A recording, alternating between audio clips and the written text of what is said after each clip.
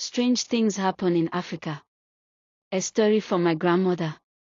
My grandmother only told me this story when I turned 15. She said there was no place for a tale like this in the mind of a child. And once I heard it, I agreed. She's been in her grave for some months now. And maybe that's why I finally feel comfortable sharing this. Because the truth is, everyone who was involved is either dead or gone. My grandmother was born at the end of the Second World War, in Gwynedd, Wales. Life was simple.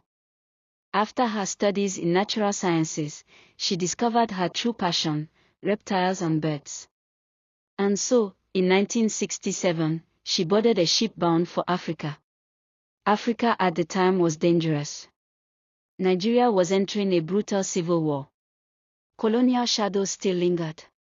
But my grandmother wasn't afraid. She told me she felt a pull to the continent, as if it had been calling her.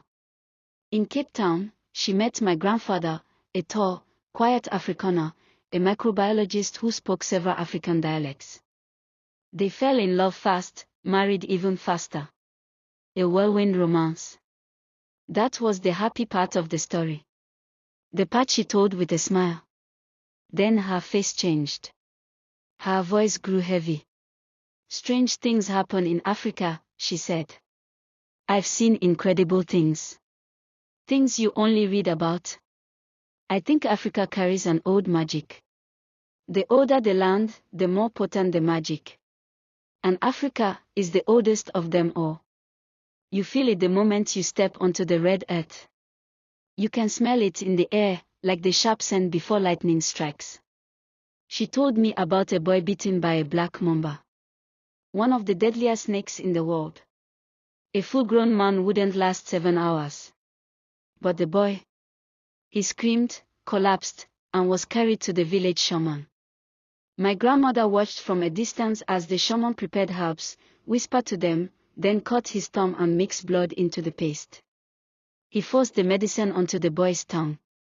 Minutes later, the boy went limp. She thought he was dead. She turned away, not wanting to see him take his final breath. But the boy didn't die. He slept. For 3 days. And when he woke, he was fine. The wound already healing. Your grandfather couldn't believe it, she told me. He kept rambling about neurotoxins, about how survival was impossible. And yet there the boy was, running and laughing as though nothing had ever happened. I leaned in and asked, was that the story? My grandmother shook her head. No. That was just my introduction to Africa. The story I'm about to tell you is much stranger. She warned me not to look for the place. Not to search for the village. And then, she began. It was 1969. I was 25. Your grandfather was 32.